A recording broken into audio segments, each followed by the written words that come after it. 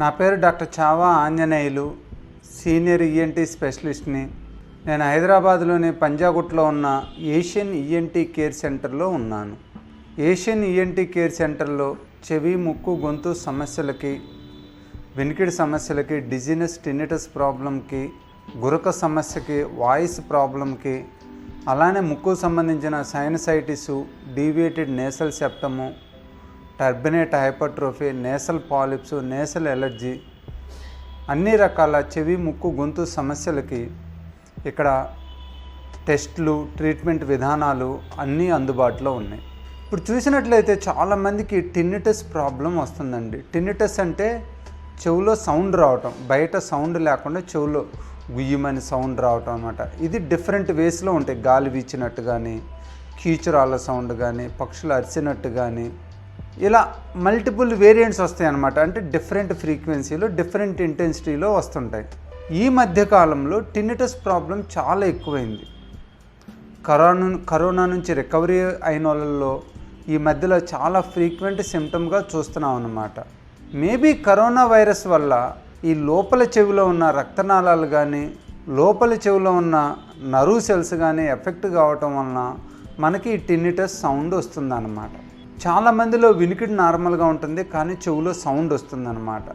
యూజువల్గా ఇది ఏంటంటే ఎర్లీ స్టేజ్లో మన లోపలి చెవిలో ఉన్న హెయిర్ సెల్స్ డ్యామేజ్ కావటం వలన, దానికి ఉన్న సపోర్టింగ్ సెల్స్ డ్యామేజ్ కావటం వలన ఈ టినిటస్ సౌండ్ వస్తుందన్నమాట.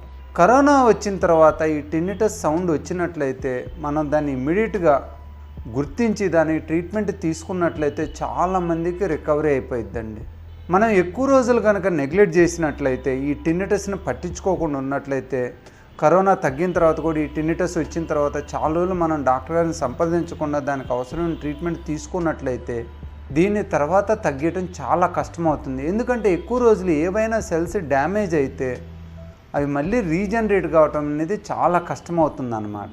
యూజువల్గా మనకి ఇది ఈ చెవి లోపల ఆ స్మాల్ బ్లడ్ వెజల్స్ ఉంటాయి అన్నమాట. లోపల చెవిలో హెయిర్ సెల్స్ దగ్గర ఆ స్మాల్ బ్లడ్ వెజల్స్ అనేవి ఈ వైరస్ నుంచి ఇన్ఫెక్షన్ వచ్చినప్పుడు అవి క్లోజ్ అయిపోతాయి.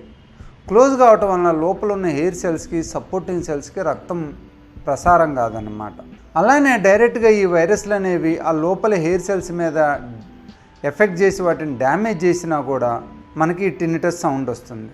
దీని కనుక మనం ఇమ్మీడియట్గా ట్రీట్మెంట్ స్టార్ట్ చేసిన ఒకటి ఏంటంటే మనం సెల్స్ రికవరీ, డీజనరేషన్ ఆపటానికి, రికవరీని పెంచడానికి, రెండోది లోపల ఉన్న రక్తనాళాలు ఓపెన్ అప్ అయ్యి రక్త ప్రసరణ పెంచడం, ఈ రెండు కనుక మనం ఇమీడియట్గా చేసినట్లయితే ఆ డ్యామేజ్ అనేది పర్మనెంట్గా ఉండకుండా సెల్స్ అనేవి మళ్ళీ నార్మల్ స్టేజ్కి వస్తాయి అన్నమాట.